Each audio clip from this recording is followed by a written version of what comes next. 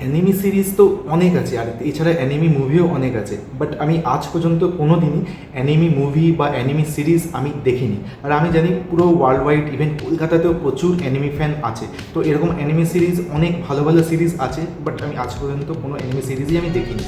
But recently নেটফ্লিক্সে একটা enemy series release হয়েছে, সিরিজের নাম হচ্ছে ডেভিল মে ক্রাই। এটা অলরেডি একটা গেম অ্যাডাপশন থেকে নেওয়া আছে। এর আগেই ডেভিল মে ক্রাই টোটাল 5টা পার্টে একটা গেম আছে, বাট আমি ওই গেমটাও আমি খেলিনি। যেটা বললাম, অ্যানিমি সিরিজ আমি কখনো দেখিনি, তাই আমি অ্যানিমি সিরিজের উপর কোনো গেমও আমি খেলিনি। তবে এই অ্যানিমি সিরিজটা মানে ডেভিল মে ক্রাই যখন রিলিজ হবে তার আগে যখন টিজার আসে, টিজার দেখে আমার একটু ভালো লেগেছিল। আমি অপেক্ষা করছিলাম এটা ট্রেলার আসার জন্য। তো ফাইনালি যখন ট্রেলার আসলো, ট্রেলার দেখার পরে আমি ডিসাইড করলাম যে এই সিরিজটা আমি দেখব।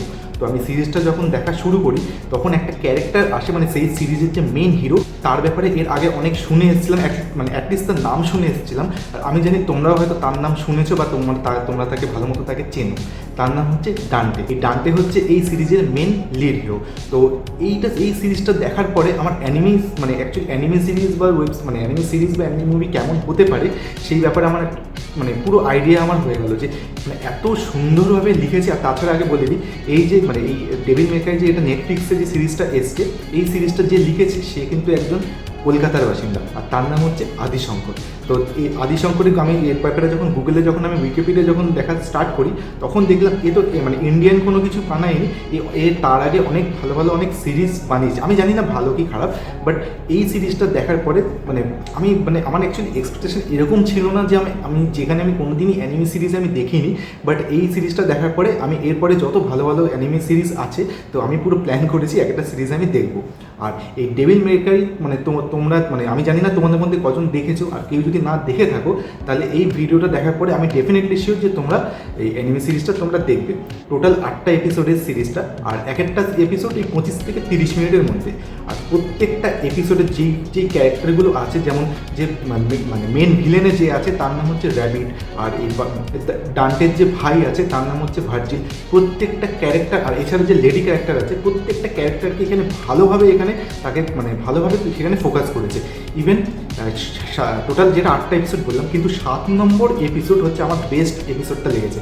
কিন্তু ওই এপিসোডে কিন্তু কোনো ডায়লগ নেই, মানে অ্যাকচুয়ালি 25 মিনিটের পুরো এপিসোডটা, কিন্তু প্রথম 20 মিনিট কোনো ডায়লগ নেই, আর শুধুমাত্র জাস্ট ব্যাকগ্রাউন্ড মিউজিক রয়েছে। আর কেন ডায়লগ নেই সেটা আমি প্রথম থেকে আমি বুঝতে পারিনি, বাট পরে আমি জিনিসটা রিয়েলাইজ করলাম যে কেন সেখানে দেয়নি।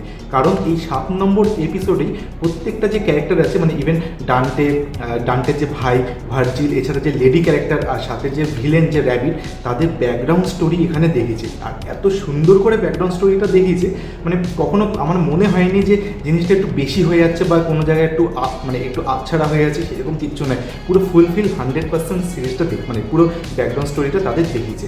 আর প্রত্যেকটা এপিসোডে যেরকম অ্যানিমেশনের কাজ করেছে, আর আমরা এমনি নর্মাল অ্যানিমেশন মুভিতে যেরকম আমরা ভিএফএক্স দেখে থাকি, এটা কিন্তু এখান থেকে একটু আলাদা, কারণ এটা যেহেতু অ্যানিমে সিরিজ, বাট এখানে যে ভিএফএক্স যেভাবে ভিএফএক্স দিয়েছে, আর সাথে যে ব্যাকগ্রাউন্ড মিউজিক প্রত্যেকটা ক্যারেক্টার মানে এত শুনছে, যখন কোনো ফাইটিং সিন আসছে তখন যেরকম ব্যাকগ্রাউন্ড মিউজিক দিচ্ছে, আর প্লাস যখন কোনো ডায়লগ আসছে তখনও কিন্তু সেরকম ব্যাকগ্রাউন্ড মিউজিক দিচ্ছে।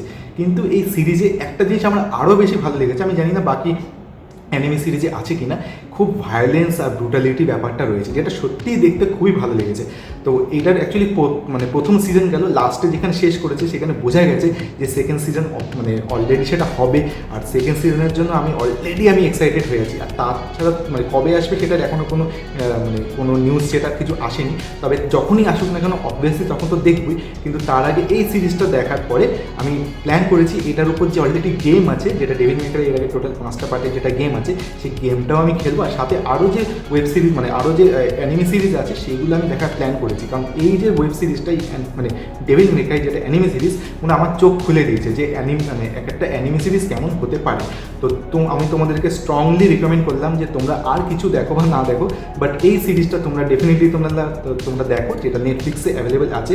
খুবই মানে খুব ছোটও না আর খুব বড়ও না, টোটাল 4 ঘন্টার মধ্যে তোমাদের পুরো মানে পুরো সিজনটা কমপ্লিট হয়ে যাবে। আর সব থেকে ভালো জিনিস, সেটা হিন্দিতে অ্যাভেলেবেল আছে, আর হিন্দির যে ডাবিং করেছে সেটা সত্যিই খুব ভালো করেছে। মানে কোথাও মনে হয়নি যে একটু বেশি হয়ে গেছে বা একটু মানে কমেডি জিনিস হয়ে গেছে, কিন্তু সেরকম কিচ্ছু নয়। মানে ডাবিংটা এত সুন্দর করেছে। আর দেখে আমাকে কমেন্টস করে জানাবে যে তোমাদের কেমন লাগলো। আশা করি, আমি ডেফিনেটলি শিওর যে তোমাদের ভালো লাগবে। তাহলে এখানে তাহলে ভিডিওটাকে শেষ করছি।